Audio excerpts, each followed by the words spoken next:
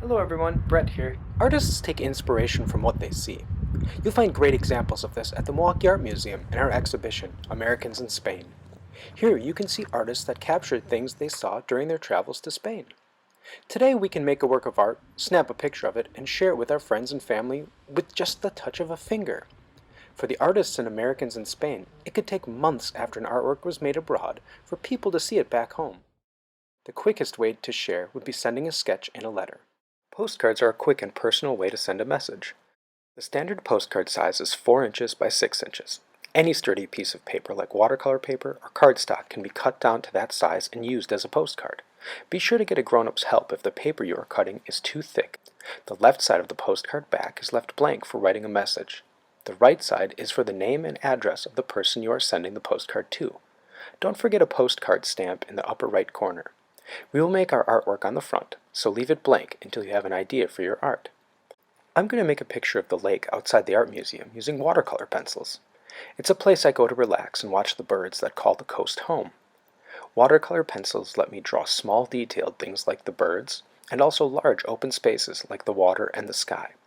Most landscapes, or pictures of outdoor spaces, start with a horizon line that goes from left to right, or right to left. This is where the sky meets the ground, or in this case the lake.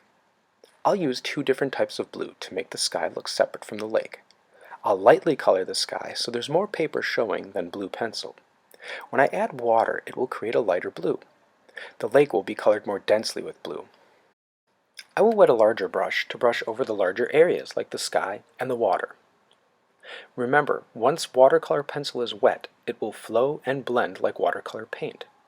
I will avoid my detailed areas since I do not want those colors to mix, or the details to blend away.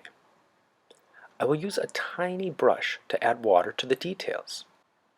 I'll spread the yellow paint outside of my sun into the sky to make it look like it's radiating. I can also use the additional black paint to make more birds in the sky.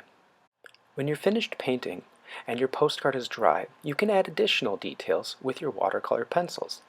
I'll add some waves and some rays coming out from the sun. Now that your postcard is addressed, messaged, and painted, you can put a stamp on and mail it to share what you've seen. Join us at the Kohl's Art Studio at Lakeside at MAM to take in the scenery and to make a postcard painting. You can leave it in our mailbox and we'll send it out for you.